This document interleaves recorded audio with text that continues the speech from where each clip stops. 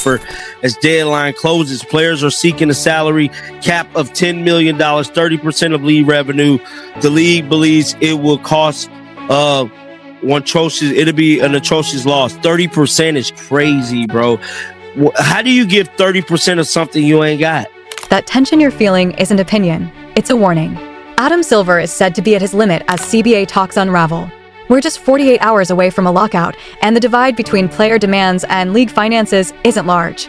It's a brutal chasm threatening to freeze the entire 2025 season before everything collapses completely overnight. Court goes on to say, you heard a lot of chatter about what we're asking for. It's not sustainable for the business. Nafisa Collier said during the Unrivaled broadcast Monday.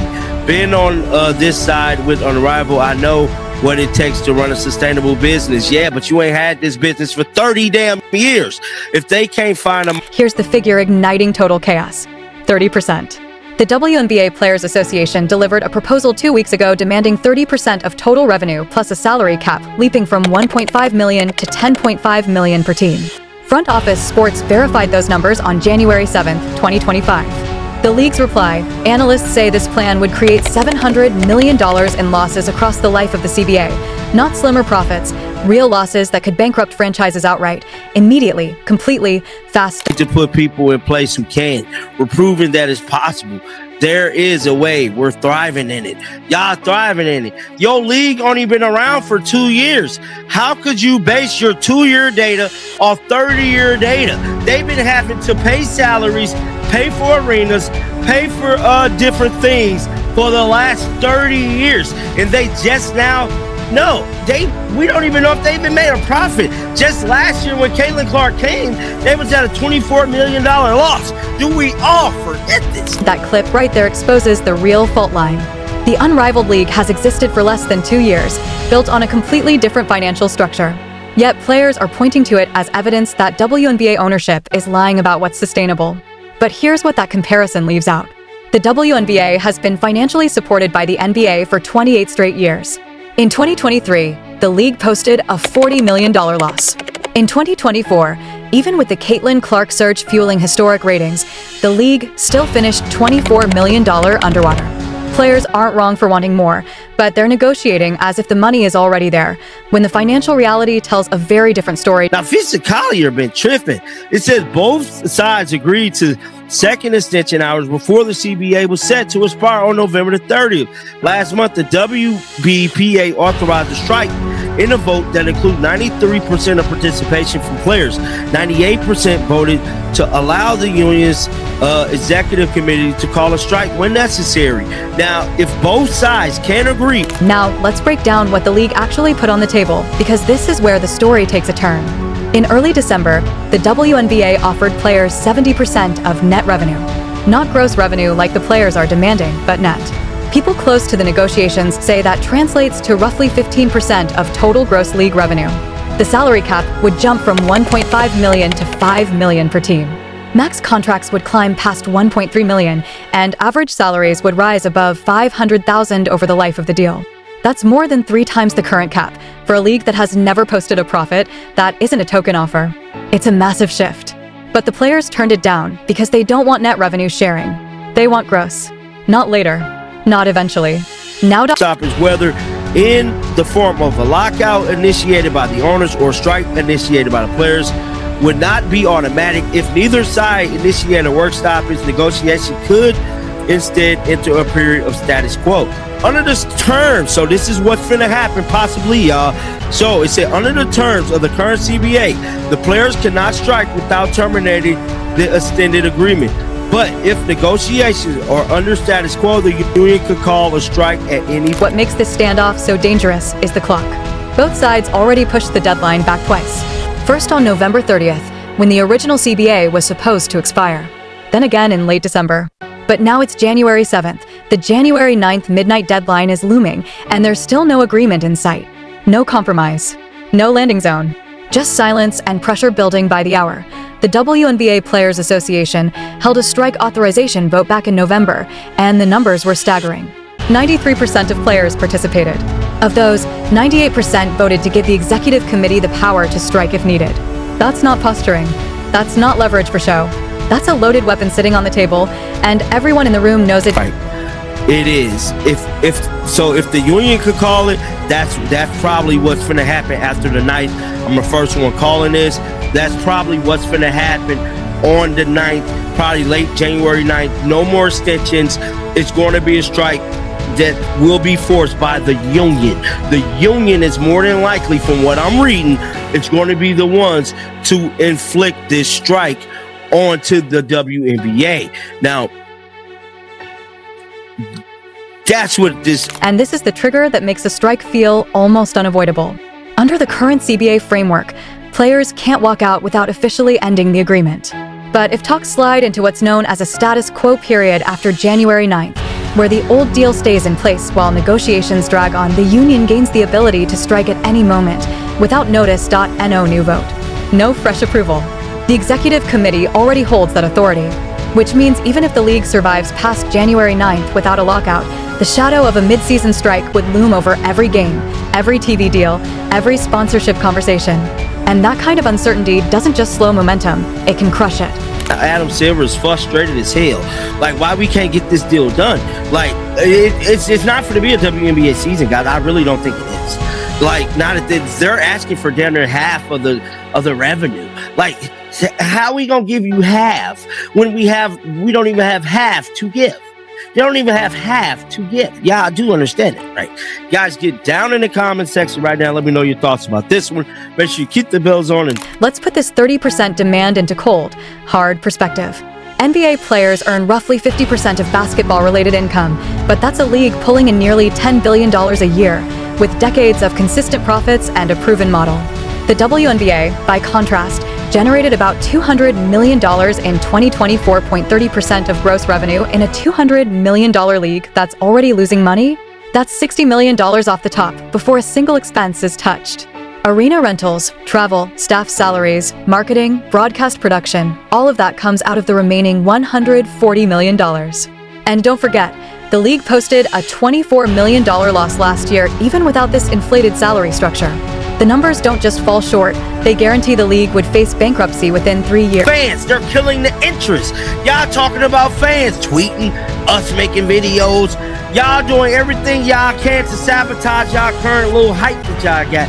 To the point now where the hype is so bad, hell, it's hard to get 5,000 views on a video right now. I just gotta keep it real, because ain't nobody else gonna see it. Everybody is struggling. If your name ain't Rachel Demento, you're struggling. I'm sorry. It's that bad. But us trying to report on this thing is keeping on. Here's where Adam Silver's frustration becomes entirely visible. Multiple insiders say he thought a deal was basically wrapped up a month ago, in early December.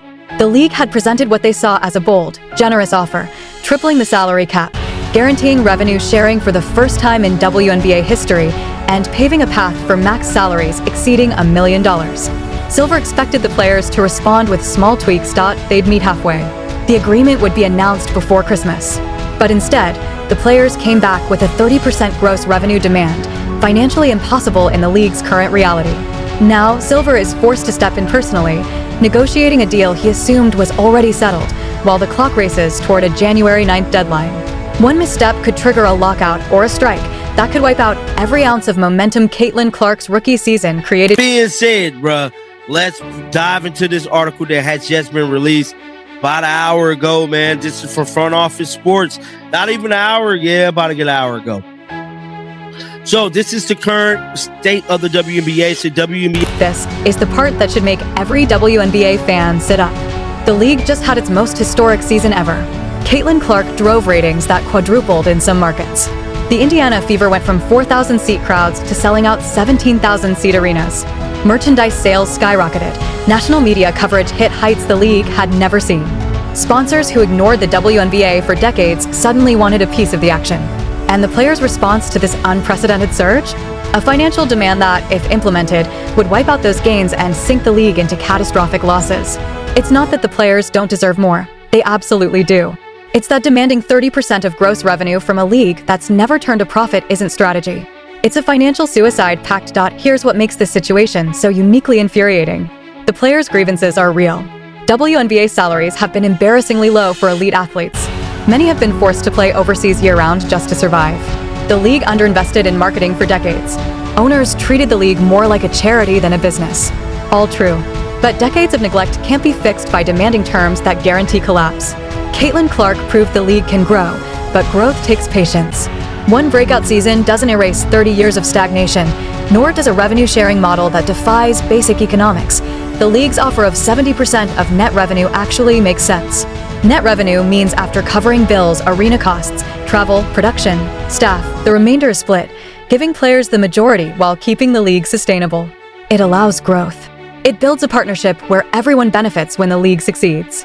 Gross revenue sharing, however, pays players first, before expenses. That works in the NBA because the money is so enormous that, even after giving 50% to players, billions remain to cover costs and profits. In a $200 million league, still losing money, 30% off the top is a recipe for financial disaster, and here's why Adam Silver's presence is critical. He doesn't have to be here. The NBA subsidizes the WNBA, but Silver could simply tell owners to handle it themselves. The fact he's personally negotiating shows the NBA's commitment, but even that has limits. If players strike or owners lock out the season, if 2025 is delayed or canceled, all the momentum Caitlin Clark created evaporates. Casual fans won't wait around for labor disputes. Sponsors will pull their dollars. Broadcasters will fill airtime with anything else. With everything else in play, the window that opened in 2024 is about to slam shut, and it might not open again for a decade. Think about what's at stake. The WNBA has never been more relevant, more visible, or closer to financial stability. Expansion teams are on the table. New markets are showing interest. Young girls are buying jerseys and filling arenas like never before. The cultural moment is finally here, and the players are threatening to blow it all up over a revenue-sharing percentage that financial experts across sports say is impossible to sustain. Not hard to make work. Impossible. Analysts have run the numbers. 30% of gross revenue in the WNBA's current financial reality doesn't just fail, it guarantees bankruptcy. Not maybe, not eventually. Within 3 years, teams would start folding. So, what happens on January 9th? If no deal is reached, the most likely outcome, according to reporting, is that negotiations enter a status quo period. The old CBA technically remains while talks continue. But remember what that means. The union could call a strike at any moment, no new authorization needed. Training camps are scheduled to begin in April. The season kicks off in May. Now imagine being a sponsor trying to commit millions, unsure if there will even be games to advertise. The pressure is entirely on the players. The league has already made an offer that triples salaries and introduces revenue sharing for the first time ever. The owners have made it clear they are willing to invest in growth. Adam Silver is personally involved, which signals the NBA's continued financial backing. The players are the ones demanding terms economists say would bankrupt the league. And if they strike, if the 2025 season is delayed or canceled, Caitlin Clark will still be fine. She has endorsement deals worth tens of millions. Angel Reese has her own revenue streams. The top stars will survive, but the players making league minimum, the ones relying on overseas contracts, the ones counting on the salary increases the league actually offered, they are the ones who will feel the real impact if this falls apart. So, the question every WNBA fan should ask their favorite players on social media is simple. Is 30% of gross revenue worth destroying the league's best opportunity ever? Because that's the choice on the table right now. Not in theory, not in some future negotiation right now, just 48 hours from a deadline that could end the season before it begins. The league has laid its cards on the table. They've offered a path to massive salary growth tied to actual financial performance. The players now must decide. Do they want to build something sustainable or demand terms that sound good in headlines, but are a death sentence in spreadsheets? What happens on January 9th? Does the union accept reality and let the league operate? Do they push into a status quo period, hanging the strike thread over every game? Or does Adam Silver walk away and let owners lock the players out until realistic demands return to the table?